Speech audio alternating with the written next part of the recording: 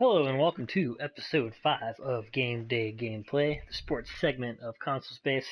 I'm your host Sean Colangelo. I'm joined as always by the man I envy the most in the wintertime, Todd from Florida. What's up, man? Not much, Sean. How's it going? It's going good. Are you ready for Christmas? I can't believe it's almost here already. Yeah, I am. I've been on a little vacation here. I go back to work on Saturday, but yeah, I'm ready for it. Should be good times. Yeah, I have my shopping pretty much done, so at least there's that. It really seems to sneak up on us every year, but I Yeah, guess that's just kind yeah, of the way it is. But yeah. That's how it goes. let's jump right into it. Let's start off with the hardwood, kind of like my ex-wife. Um, what's going on in the NBA?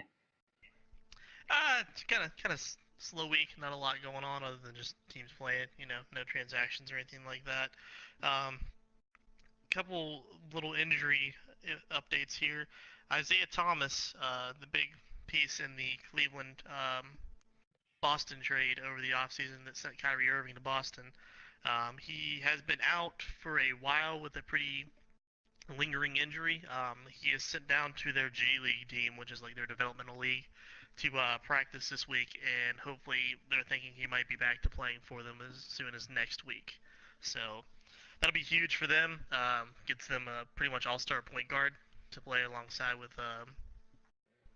LeBron there. So the sooner he's back, the better it'll be for Cleveland, who's already playing pretty good ball as it is. So, and then Gordon Hayward is progressing.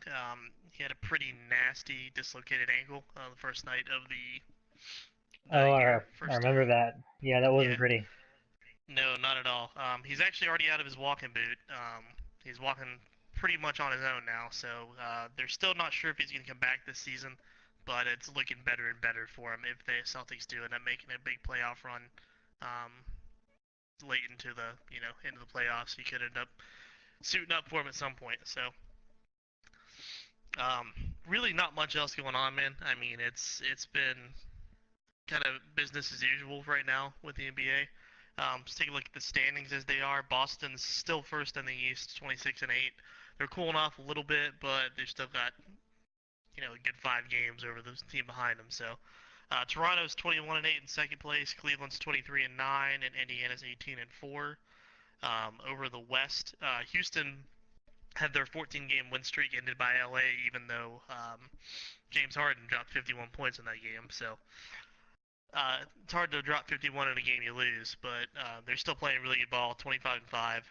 Golden State's right behind them at 25-6. San Antonio's 22-10, and Minnesota's 19-3. Hmm. All right. Is that it for the NBA? Yeah, yep, that's about it. I mean, we got the. It's looking like it's probably gonna end up being Boston, Cleveland, Houston, and Golden State. Probably as the big four that everyone has to worry about in the playoffs. So that's what it's shaping up to be. Nice. All right. Let's take it to the ice. What's up at the NHL? The NHL, Let's start off with some good news for Dustin Brown. He's playing tonight in what will be his 1,000th NHL game. Oh Um, wow. he's the latest guy to hit that mark. Kind of had a little bit of a career resurgence this year. Last 2 years since their last cup, he has been not playing well. We'll put it that way.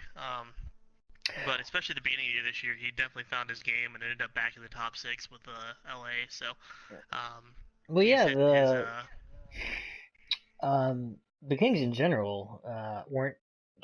They were not bad, but kind of average the last two or so years, if I correctly yeah, recall. But yeah. they're having a good year this year, aren't they? They are having a good year this year. 2 years ago, they had some bad luck in that they missed the playoffs, even though they were right on the cusp. They were a bubble team. Last year, they were just kind of frustratingly bad. Everyone didn't really play up to that. That's when Kopitar famously signed his $10 million contract and then had like I think 55, 60 points or something last year. Yikes! Definitely not Kopitar numbers. So Right. wasn't pretty, but they had a struggled year right after they won the cup, and then a really bad year I would say last year. But they're looking to turn it around, and it looks like they've got it mostly figured out.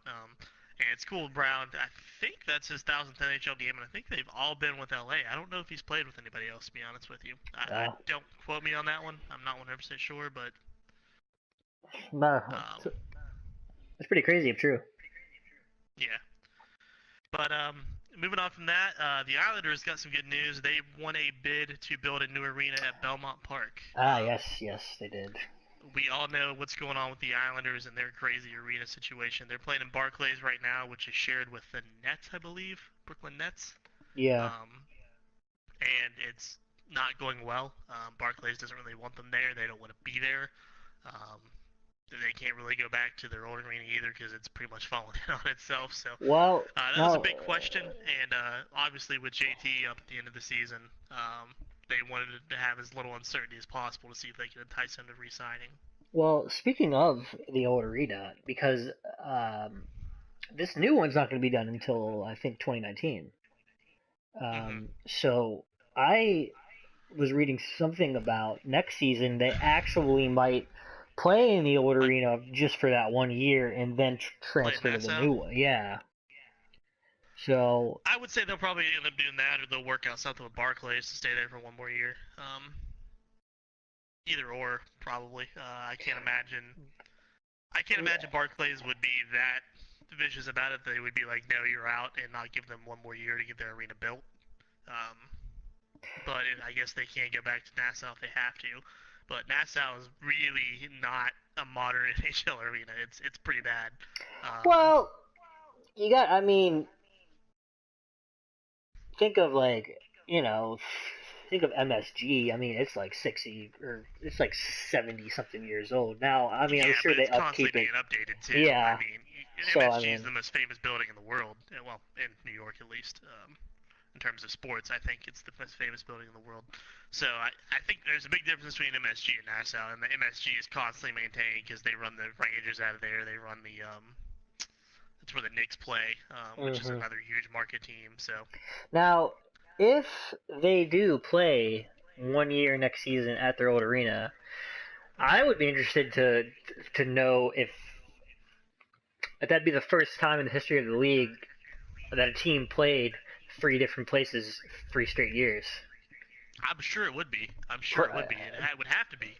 Yeah, I mean, you don't see this kind of arena upheaval in most other places. New York's pretty much the only place it could happen because New York's the only place where there's that many arenas just sitting around waiting to be yeah, used. You know what I mean? right, Um, I know there was.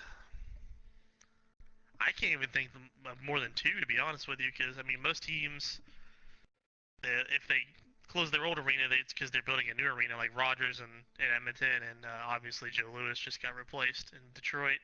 Um, but most places don't bail out on arenas like this that quickly.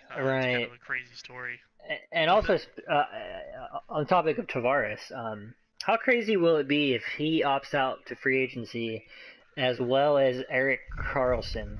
What if they're both out there this offseason? That would be insane. Yeah, that would be the best free agent class probably in a long while. I can't think of the last time. And you got to Definitely figure, in the modern era. yeah. And if they, like if they both opt for that, you got to figure they could each get probably at least 12 mil, don't you think? Oh, easy, easy. Yeah, a Um, lot. I mean, like Honestly, a it's lot. starting to look like Eric Carlson's probably more likely to do it than Tavares. Yeah, Ottawa is really struggling this year. yeah. Really struggling, and management's not making the best decisions, in my opinion. I think the Duchesne trade was an awful trade for Ottawa to make. Just absolutely brutal trade for them to make. Um, and I mean, Tourist is lighting it up in Nashville. Admittedly, part of that's the team they play with. I mean, if you're playing for a better team, you're gonna be playing better. So I'll give them some of that. But Duchesne has been lackluster at best for Ottawa, and Tourist has played amazingly for Nashville. So, and on top of that, Ottawa lost all those other pieces. Um, I don't think JT leaves the Islanders, mostly just because it looked like they finally built a decent team around him. I think that Jordan Eberle is playing really good with the Islanders. I think he was a great acquisition in the offseason for them. Um, some of their young guys. what's his name? Oh, I'm drawing a blank, man. Barzal, Matthew Barzal. Oh yeah. He's playing. He's playing his ass off right now. He's playing great hockey up there. And then they've got Hosang. They've got some other young talent. So the Islanders, if they don't make the playoffs this year, they're just gonna miss. So I think JT will probably end up staying with them just because of how well they're playing and they're building the team around him. Plus, they're getting their arena situation set. So he doesn't really have that much of a reason to leave unless he's chasing big money elsewhere. But you got to think the Islanders are gonna pay him whatever he wants. Whatever he asks for, the Islanders will shell it over. So Probably. I mean, they would be, they would be wise, yeah. So. Take a look at some other stuff going on. Justin Applicator was fined $5,000 for speaking of the Islanders, the Islanders Mayfield. He got him kind of low, low blow. It was a spear to the groin. I'm honestly surprised it wasn't a suspension. 5K is the max fine by the CBA. So it is a max fine, but I mean 5K fine's nothing to a guy that's making, I don't know what Applicator makes. I think it's like 30-some mil. Yeah. Year, so more than enough. Who really cares? But yeah, it was an ugly play. I guess Applicator doesn't really have that much of a history. I know he sometimes plays on the edge, but I don't think he's done anything that aggressive. So that could have factored into him not getting the suspension out of that. Talk about a couple transactions, mostly involving our team of choice, the Penguins. They made 2 trades this week. They're the only team to make some moves before this holiday roster freeze takes place, which was yesterday. It locked in. They traded for Michael Leighton from Arizona. They traded away, I believe it was... They traded away Josh Archibald in a 6th-round pick, I think, for Leighton in a 4th? Or was it the other way around with the picks? No, that's right. Okay. So, Archibald's, he's a pretty good player. I like him. He's a speed guy. He's an energy guy. He's probably not much more than a 4th liner for you, but he's a quick 4th liner that's good on the forecheck. So, but the Pens have kind of an excess of that, to be honest with you, with guys like Rust, Hagelin, Kuhn Hockel, Simone, speedy wingers that can play a forechecking bottom 6 role. So Leighton probably is going to be an AHL pickup. Their goaltending's been struggling with Jari pulled up, backing up Murray. Sean McGuire. They sent Sean McGuire over to you. That's what it was. It was Archibald, Sean McGuire in the 6th-round pick. Yeah. Sean McGuire hasn't been playing great. And then also you've got DeSmith hasn't been really playing that well either. So Leighton's probably going to take over the starting job in Wilkes-Barre for them. Right. The other move they got Alexiak from Dallas for a 4th-round pick in 2019. I really like this pickup for the Pens just because of how cheap it was. I mean, a 4th-round pick in 2019, the Pens don't care. They just don't. Your odds of finding an NHL player in the 4th round are slim to none anyway. Well, not to mention that he is a former, I think, 14th overall pick. Yeah, he is. So... Now, he has not lived up to his billing at Dallas. True. However, I did see one tweet that was kind of funny that was alluding to the last time the Penguins acquired an underperforming defenseman from the Stars. It ended up being Matt Niskanen, who yes, it would. Who obviously came here and pretty much what's the word I'm looking? Himself? Yeah. So. Yeah. Niskanen was an amazing pickup. Also, they got Neal in that trade, so that's seriously. That's a one-sided trade. Yeah, that worked out pretty well. They sent over Goligoski and Ryan Whitney. One of those two. I can't remember. I don't think it was. I know it was goalie and someone. I don't remember who else it was with, but they won the trade for sure. There's no really question. Yeah, absolutely. Now I like Alexiak. He's probably going to replace Cole right now because I think the team is not happy with Cole. I think Cole's going to get traded after the roster freeze, to be honest with you. Well, yeah, I mean, we recall a few weeks ago where Cole was a healthy scratch, and it appeared like they were going to move him, and then they didn't, and now it's kind of back to that, only obviously there's even more proof, with the fact that they actually went out and got somebody. In fact, I think Cole is probably going to be scratched for their upcoming game against the Blue Jackets. So, It's looking like it because Alexiak was practicing on their yeah. sixth pairing or the So, sixth guy. you know, we don't have to go too far into, what we think might happen, but it does appear like Cole is probably going to get moved, probably with a high pick and maybe even, another player like I mean, I'm sure Rutherford would like to move Hagelin if he could, but that's going to be harder to do than maybe someone like a Connor Sherry. Um, Yeah. but it's no secret at this point that Rutherford wants some scoring depth, and it's looking like he is going to try to get it. So it should be interesting to Yeah. see what he does. But He's not afraid to make big trades. We yeah, know that. Say hello to Phil Castle. So yeah, we'll see what he does.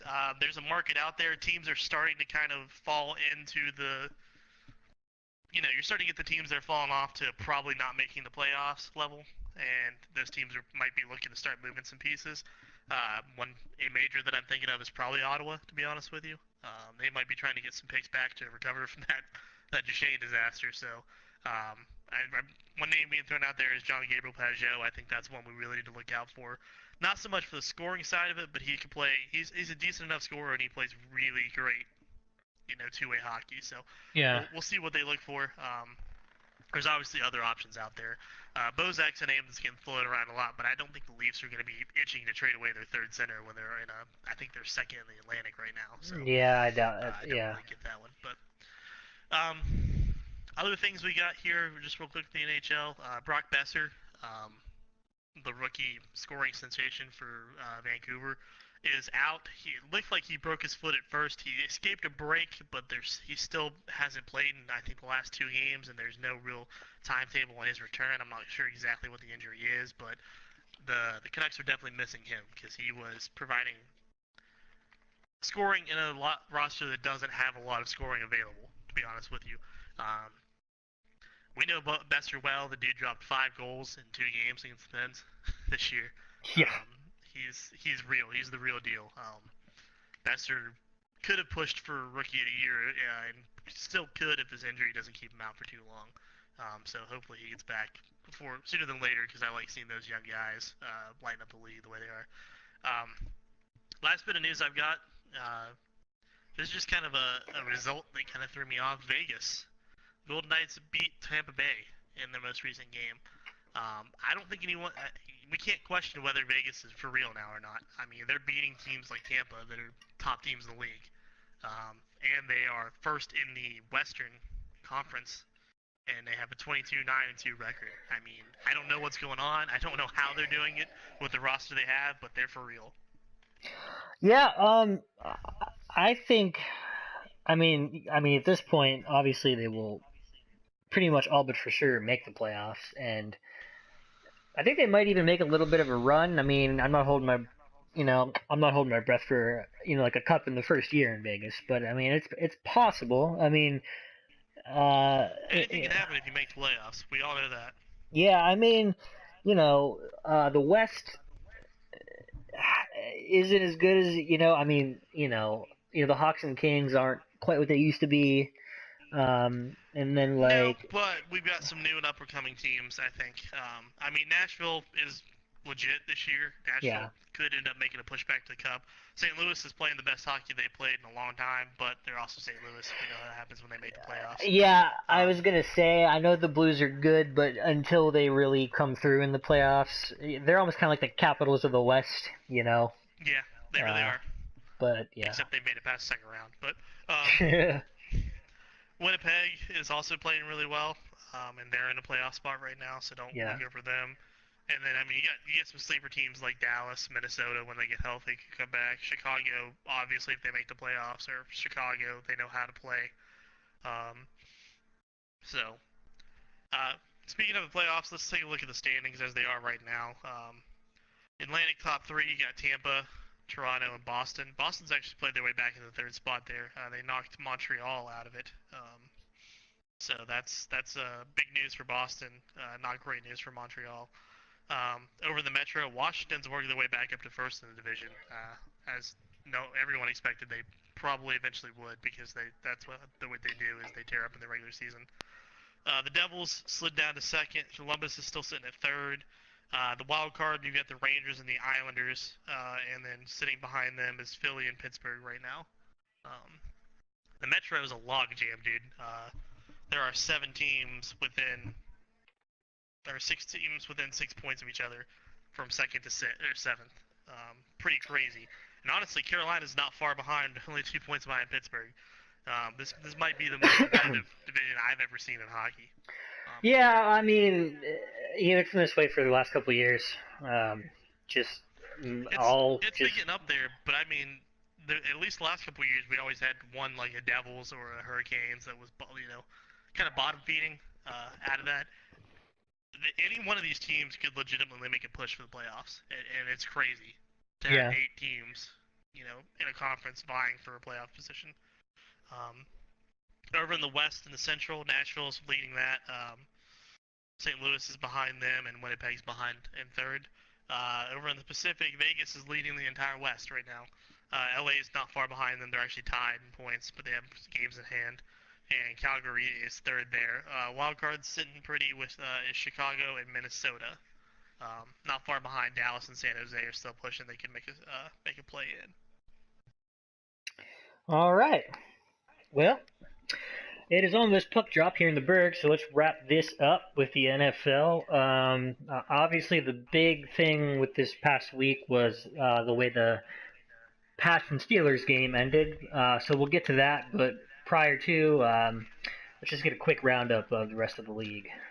All right, try to do this really quick. There are 2 fines handed out, one for a player, one for a team. Marshawn Lynch got fined for yelling at a ref during a game. That's a reputation fine, I think. I don't think any other player gets a fine for just yelling at a ref, but Marshawn Lynch is, he's kind of a thorn in the league side. He doesn't like to follow the rules. And to be fair, some of the rules are kind of stupid that they do make him follow. But I don't hate Lynch. I don't like Lynch, but I think this is kind of dumb of a fine here. But it's just a fine. It's not a suspension. Lynch doesn't care. Seattle was fined for failing to follow the concussion protocol after a hit to Russell Wilson in the Week 10 game against Arizona. I actually watched that, and they made a big deal of it. They took him into the tent to do the concussion protocol. He was in there for about a second and a half and then walked right back out and went back onto the field and played. So obviously they didn't do any testing, and that's not a good sign for the NFL with their push for being more concerned about concussions and CTE and all that stuff that comes out of it. So the league handed them a pretty hefty fine because of that. Sticking in the Seattle's division, the Rams kicker, Zerline, he's out for the season with a herniated disc. That's not great news for the Rams because they are looking to push it for a playoff spot. He's a kicker.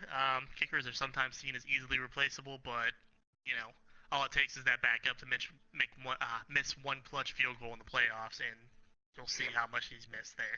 Right. Thomas Davis was originally suspended for 2 games for a blindside block on Devontae Adams in that Green Bay game.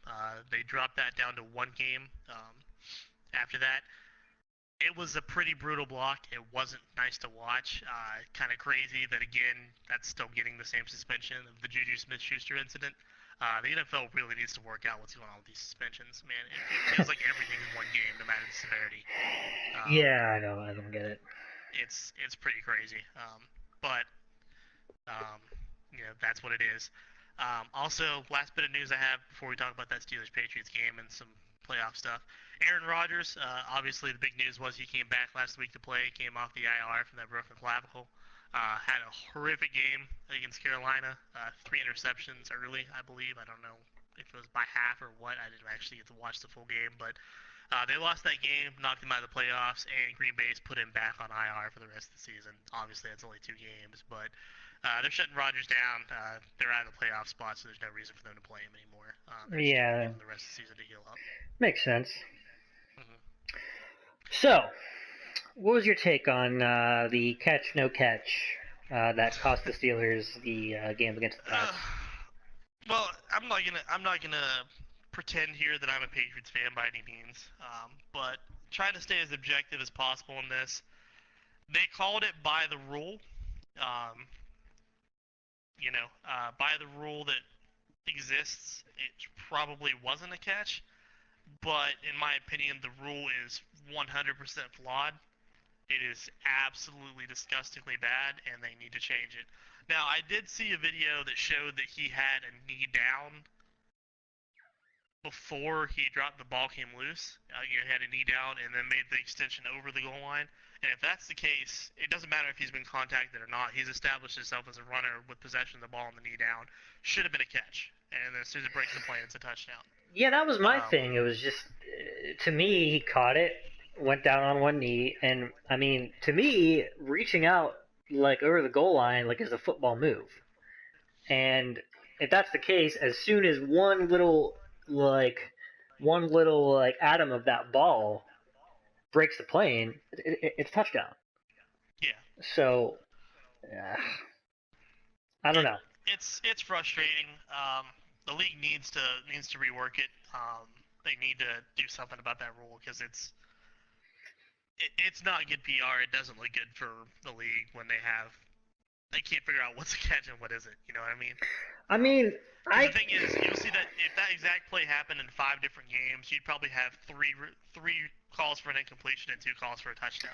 That's like I kind of because obviously what a lot of people say is like, well, like if the ground can't cause a fumble, why can't it cause an incomplete catch?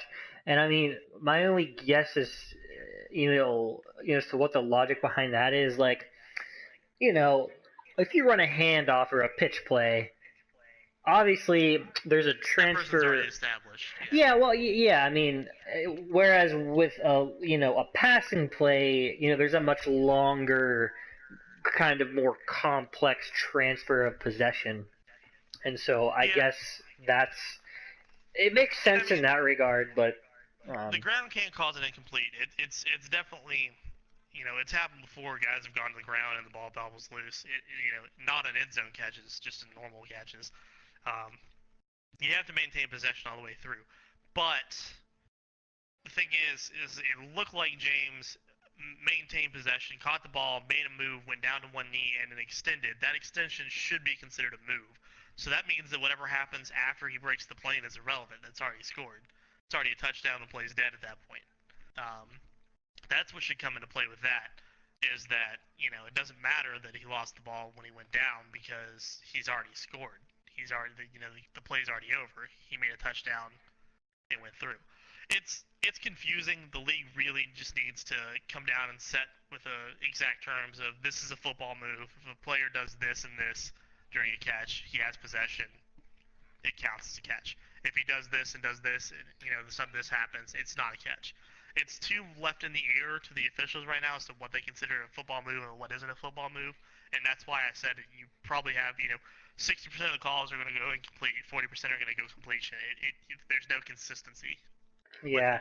Well, maybe this is just my inner Steelers fan, but it just seems like one of those typical calls that would end up, like in the Pats' favor. I mean, they're obviously consistently a great team, but it seems like, I mean, all the way back to the Tuck rule, it just seems like things so often go their way.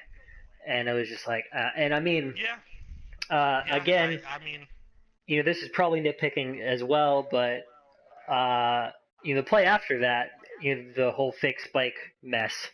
I mean, that obviously was a mistake anyway, and Roethlisberger should never have thrown that pass. But if you go back and watch that replay, the Patriots defender had a handful of, I think it was Eli Rogers, right? I think that's who he was throwing it to. Had a complete handful of his jersey. Like, I mean, it was completely blatant. And not only that, but, and again, they're probably the most well-coached team in the league. So there aren't going to be a whole lot of calls on them. But there was only one penalty on them that entire game. Like, and it was just, like it was just that one where that guy ran out of bounds and then came back and caught it in bounds. That was the only penalty call on them that entire game. And I'm just like, I'm like, Yeah. really? Like, you didn't see I'm right anything? there. Like, I'm right there with you. I'm right there with you. There's no way. I mean, you can't go a whole game without there being holding or something. It's just are no, the refs it's gonna call it or not? yeah. And that's all So it comes down to. But I'm also not gonna completely blame the refs for that because you're 100% right. I don't know why teams keep thinking, hey, goal line possession. We could kick a field goal to tie it. Let's run a risky pass play and try to force it. You know, yeah, I it don't know what they happened. were doing. It happened in the Super Bowl with the Hawks, which Also, the Steelers have in Le'Veon Bell. Did they not have a timeout left? Yeah, they At didn't that have any point? timelouts left, so Okay, I they mean, can really run the ball. That I'll give them. like it Um, wasn't a bad idea of a play, but you don't throw it over the middle. You do like a fade no, route or something. yeah, do So that, or if the pass isn't clearly there, throw it away. Like yeah, 100% throw it away. Um, agreed. so But I gotta give equal blame on that to Ben. He needs to never throw that ball. yeah, I mean, now because of that, if the Steelers do end up, making it to what will presumably be Foxborough, it's going to be a hard game, obviously. But they proved that they can play with the Pats. I mean, they Yeah, outplayed them for most of that game. and they They didn't have can AB beat either. them. Yeah, So exactly. So, I mean, like it can be done. They, you know, um, they did a lot of like switching between man and zone coverage, and they got to Brady, I think, like 3 or 4 times. So, um, it can be I'd done. say right now the Steelers are the only team I think that has a chance to Oh, beat for them. sure. I mean, I like maybe. Jacksonville. I think Jacksonville's an up and coming team. I think they're going to be a good team in the next couple years, but they're still really young. They haven't been in the playoffs in a long time, and New England's and Belichick are going to eat all over that. Um, Yeah. and then Kansas City's a freaking 500 team that's going to make the playoffs. Tennessee isn't going to beat the Patriots, and neither is Baltimore, assuming they make it. So. Right. All right. Well, let's look at let's look at whatever else you got, and we'll call this. That's pretty much it. Just looking at what can happen with this week in terms of the playoffs. A couple teams have already clinched in the AFC. Pittsburgh, New England, and Jacksonville are already clinched playoffs. Um, Kansas City can clinch the AFC West if they win this week, or if the Chargers lose, or if they both tie. But we all know those crazy situations are going to happen. The Titans can clinch a playoff berth if they win, and Baltimore and Buffalo lose. I think the Titans will clinch if they win out, but they need some help right now to get it this week. Over in the NFC, the only teams that have actually technically clinched are Philadelphia and Minnesota. Um, but the Rams could clinch the NFC West with a win or a tie or a Seattle loss. So they could clinch a playoff berth completely if Detroit loses and Carolina loses and Atlanta loses.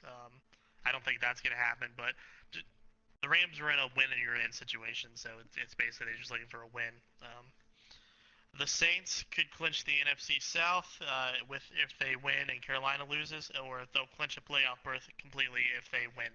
Um, Same thing with the Panthers; they'll clinch a playoff berth if they win, and Falcons will clinch a playoff berth if they win.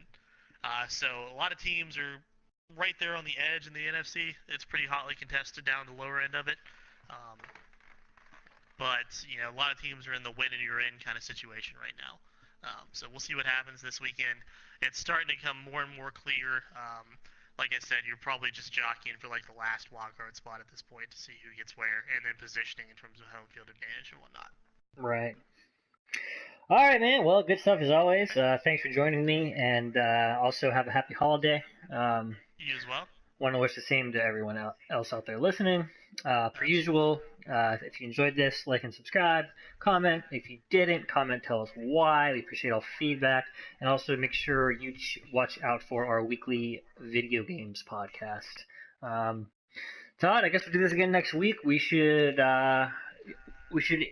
able to drop one more of these just before the turn of the new year. Yep, we should get one more in, and then we're getting ready to the playoffs, so we'll get some big news there in the NFL side of stuff. So. Sounds good, brother. I'll talk to you then. All right. Later, man. Have a good one. You too.